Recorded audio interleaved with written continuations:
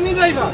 আপনি ড্রাইভার? আমি ড্রাইভার, আমি গরিব মানুষ, আমার নিজের গাড়ি চালাইতে হয়। আপনি গরিব মানুষ? তুমি আমার রাস্তা চিনে নিয়ে যাবে, বুঝতেছো না কেন? শুধু শুধু একটা জায়গায় আটকা দিয়ে তোমরা রাষ্ট্রের জরুরি কাজে কর্তব্যরত এক সেনা কর্মকর্তা সম্প্রতি হেনস্থার শিকার হন কিছু ছাত্র আন্দোলনকারী দ্বারা। তবে এরপরেও পরিস্থিতি যেভাবে তিনি হ্যান্ডেল করেছেন তা দেখে নেটিজেনরা অনেকে অবাক হয়ে প্রশংসায় ভাসাচ্ছেন তাকে। ছাত্ররা সেই সেনাকে না চিনলেও এই সেনা কর্মকর্তা বাংলাদেশের গর্ব চিতা ফোর্স খ্যাত প্যারা কমান্ডোর একজন হাই প্রফেশনাল সদস্য। প্যারা কমান্ডো বাংলাদেশের সবচেয়ে সফিস্টিকেটেড ফোর্সের একটি। এটি কতটা গুরুত্বপূর্ণ একটি ফোর্স তা কেবল মিলিটারি সম্পর্কে যারা ধারণা রাখেন তারাই বুঝবেন। আলোচিত এই para commando colonel Khalilur Rahman. তার ইউনিফর্ম দেখে ছাত্ররা এই অফিসারের গুরুত্ব অনুধাবন না করলেও তার ব্যাজ ও ইনসিগনিয়া দেখে বোঝা যায় দেশের কত হাই প্রোফাইল একজন অফিসার হয়েও ধৈর্যের পরিচয় দিয়েছেন তিনি। মূলত ইউনিফর্মের ইনসিগনিয়া অনুযায়ী বলা যায় তিনি লেফটেন্যান্ট কর্নেল মর্যাদার, একই সাথে স্পেশালিস্ট প্যারা কমান্ডো। এছাড়া তিনি দেশের জন্য গুরুত্বপূর্ণ চিতা রেজিমেন্টের সদস্য। তার ইউনিফর্মে আরও দেখা গেছে এয়ারবর্ন ইনসিগনিয়া ও ফ্রগম্যান। একজন সেনা সদস্যের এই ব্যাজ ও ইনসিগনিয়া অর্জন করতে কত তুখড় হতে হয় তা বুঝলে হয়তো তার মর্যাদা বুঝে তাকে সসম্মানে রাষ্ট্রীয় দায়িত্ব পালনে সহযোগিতা করে গর্বিত হতো সেই ছাত্ররা।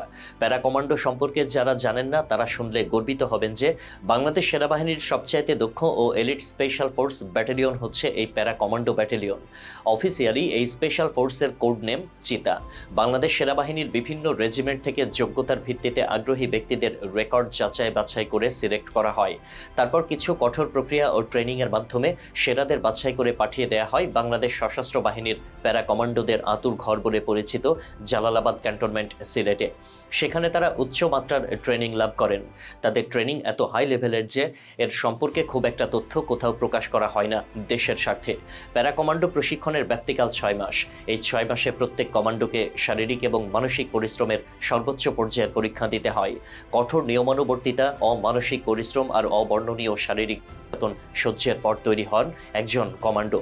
কখনো নামতে হয় উত্তাল সাগরের অতল গহ্বরে, কখনো অসীম নীলাকাশ থেকে ঝাঁপিয়ে পড়তে হয় নিচে, কখনো বা হাড় কাঁপানো শীতের রাতে লড়তে হয় মৃত্যুর সাথে পাঞ্জা। এভাবে প্যারাট্রুপিং এর উপর প্রশিক্ষণের পর প্রত্যেক প্রশিক্ষণার্থী কমান্ডো অর্জন করেন সেই দুর্লভ কমান্ডো ব্যাজ যা ছিল লেফটেন্যান্ট কর্নেল খলিলুর রহমানের ইউনিফর্মেও। তবে চিনতে পারেনি তাকে রাস্তা আটকানো ছেলেরা। বাংলাদেশের সাবেক রাষ্ট্রপতি বিএনপি প্রতিষ্ঠাতা জিয়াউর রহমানকে সেনা অফিসার হিসেবে অনেকে এখনও বিশেষ মর্যাদায় স্মরণ করেন। অনেকে হয়তো জানেন না সেই জিয়াউর রহমানও ছিলেন প্যারা কমান্ডো ব্যাটালিয়নের একজন সদস্য। আমরা মাঝে মাঝে দুর্ভাগা জাতির মতো আচরণ করি, চিনতে পারি না আমাদের সূর্য সন্তানদের। তবে নতুন প্রজন্মের চেনা উচিত এই মানুষগুলোকে। রাস্তা আটকে সেনা সদস্যের সাথে বাকবিতণ্ডায় জড়িয়ে ভাইরাল হওয়া যায়, কিন্তু এতে বার্তা যায় আমরা এখনও সঠিক মানুষের চেনার মতো শিক্ষিত হইনি।